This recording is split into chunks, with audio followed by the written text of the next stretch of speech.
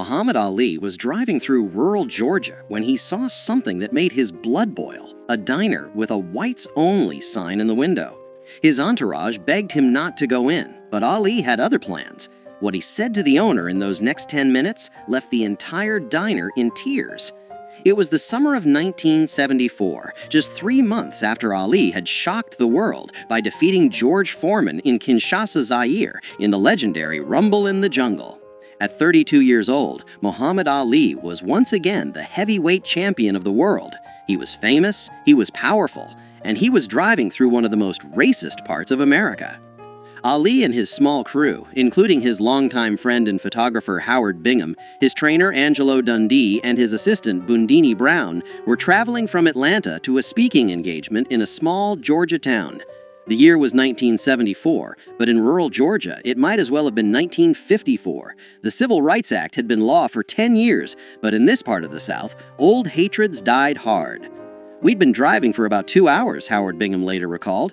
"Ali was hungry, and we were looking for some place to eat. Then we saw this diner on the side of the road. It was a small, run-down place called Miller's Diner. The paint was peeling, the parking lot was dirt, and there in the window, plain as day, was a handmade sign that read, 'Whites only, no colored served.' Bundini Brown saw it first. 'Champ, keep driving, that place ain't for us.' But Ali had already stopped the car. He sat there for a moment, staring at that sign, his jaw clenched tight. 'Ali, come on, man,' Angelo Dundee said from the back seat. 'We'll find somewhere else. This ain't worth it.' Muhammad Ali didn't say a word. He just opened the car door and started walking toward the diner. 'Oh no,' Howard Bingham said, grabbing his camera. 'Here we go.' The three men scrambled out of the car and followed Ali. They knew that look on his face. They'd seen it before he walked into the ring. It was the look of a man who had made up his mind, and nothing was going to change it. When Ali pushed open the door to Miller's Diner, the bell above it rang, and every conversation inside stopped dead. There were maybe 15 people in the place, all of them white, all of them staring. Behind the counter stood a large man in his 50s, with a greasy apron and a face that had seen too much sun and too much hate. His name was Earl Miller, and this was his diner. He'd inherited it from his father, who had inherited it from his father. 3 generations of Millers had run this place, and 3 generations had refused to serve black people. Earl Miller's eyes went wide when he recognized Muhammad Ali. For a split second, something that might have been excitement flashed across his face. Then he remembered where he was and who he was, and his expression hardened into stone. "We don't serve your kind here," Miller said, his voice loud enough for everyone to hear. "Can't you read the sign?" The diner was silent. A few customers looked uncomfortable. Others looked eager, like they were hoping for a confrontation. One elderly couple quietly stood up and left. Muhammad Ali walked slowly to the counter, his eyes never leaving Earl Miller's face. When he spoke, his voice was calm, almost friendly. "I can read just fine," Ali said. "In fact, I've read a lot of things. I've read the Constitution of the United States. I've read the Civil Rights Act of 1964. And I've read the Quran, which teaches me that all men are brothers, regardless of the color of their skin." Miller's face reddened. "I don't care what you've read. This is my property, and I got a right to refuse service to anyone I want. Now get out before I call the sheriff." Ali didn't move. Instead, he did something that surprised everyone in that diner. He smiled. "You know who I am?" Ali asked. "Yeah, I know who you are. You're Cassius Clay, the boxer." "Muhammad Ali," Ali corrected gently. "And you're right, I am a boxer. In fact, I'm the heavyweight champion of the world. 3 months ago, I beat George Foreman, a man everyone said couldn't be beaten. I've fought the toughest men in the world, and I've won most of those fights." Miller crossed his arms. "What's your point?" "My point," Ali said, still smiling, "is that I could walk behind that counter right now, and there ain't nothing you could do to stop me. I could knock you out with one punch. I could tear down that sign in your window. I could make you regret every racist thing you've ever said or done." The tension in the diner was thick enough to cut. Miller's hand moved towards something under the counter, probably a baseball bat, or maybe worse. "But I'm not going to do that," Ali continued, his voice still calm. You know why? Because I'm not here to fight you. I'm here to talk to you. I'm here to ask you a question. Miller's hand stopped moving. What question? I want to know who taught you to hate. For the first time, Earl Miller looked uncomfortable. His eyes darted to the other customers, but none of them met his gaze. My daddy, Miller said finally. My daddy taught me that whites and coloreds don't mix. That's just how things are. And who taught your daddy? Ali asked. His daddy, I guess. And so on, Ali said, nodding. 3 generations of Millers, all teaching the next generation to hate people they don't even know. All teaching their sons that the color of a man's skin is more important than the content of his character. Ali leaned against the counter, his posture relaxed, conversational. Let me tell you something about my life, Earl. Can I call you Earl? Miller didn't respond, but he didn't object either. I grew up in Louisville, Kentucky, Ali continued. When I was 12 years old, my bicycle got stolen. I was so angry, I wanted to fight whoever took it. A police officer named Joe Martin told me I better learn how to fight first, so he taught me how to box. You know what's interesting about Joe Martin, Earl? He was white. Ali paused, letting that sink in. The man who changed my life, who set me on the path to becoming heavyweight champion of the world, was a white man. My trainer, Angelo here, Ali gestured to Dundee, he's white. Some of my best sparring partners were white. Some of my toughest opponents were white. And you know what I learned?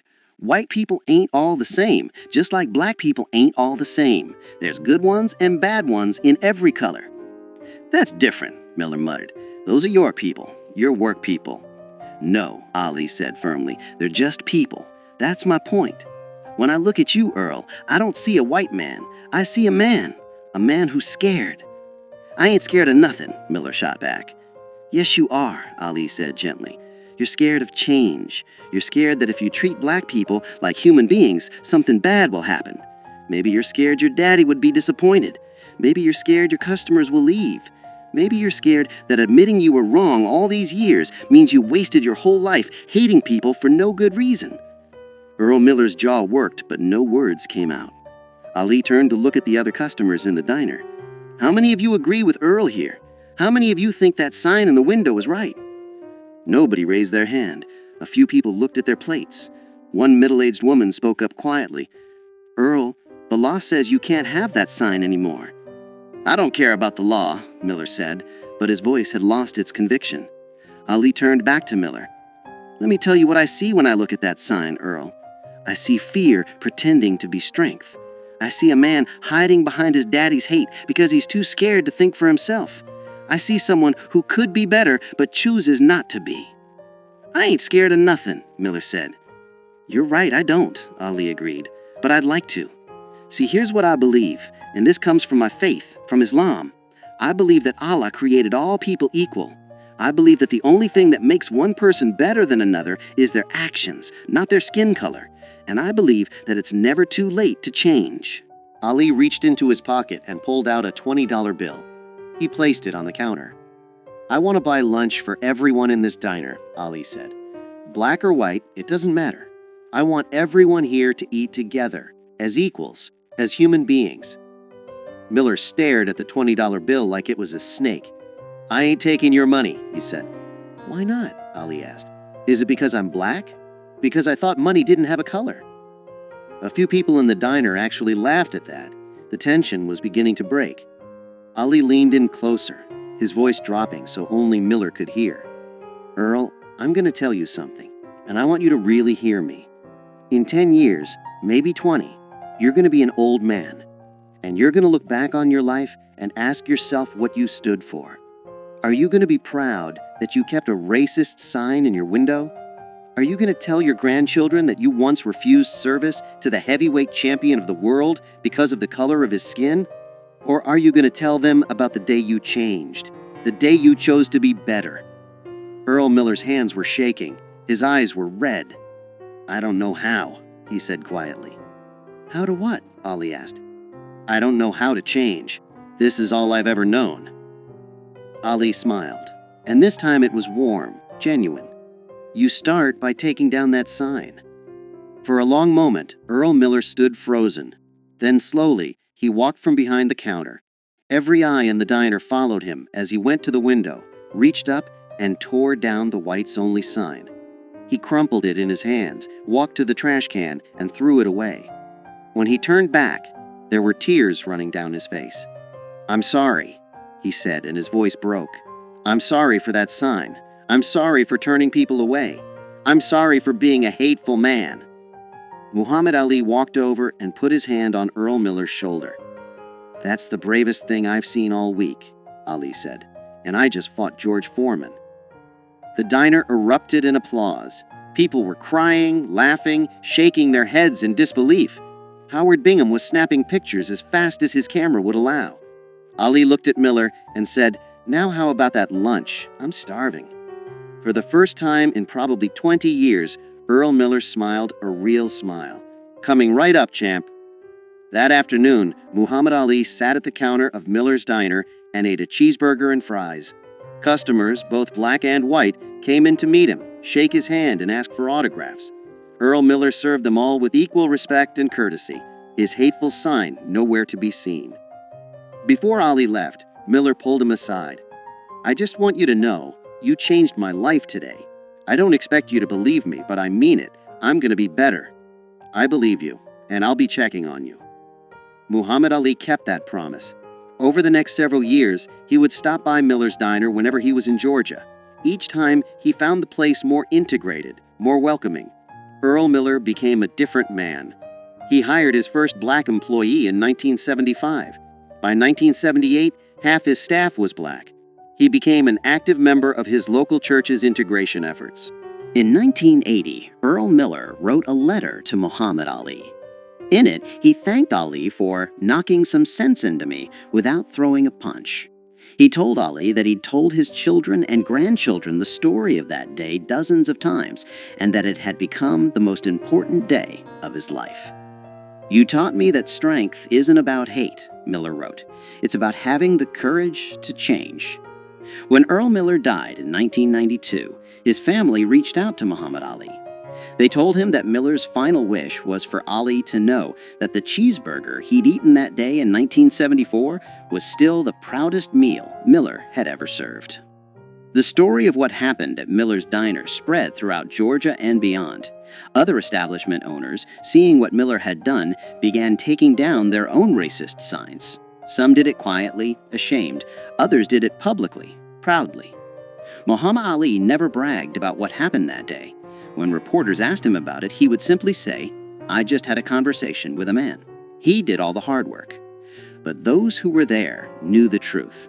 Muhammad Ali had walked into a place of hate, armed with nothing but his words, his dignity, and his unshakable belief in the fundamental goodness of people. He had faced down racism not with his fists, but with his humanity. And he had won the kind of victory that matters more than any championship belt. Because anyone can knock a man down with violence, but it takes a true champion to lift a man up with words.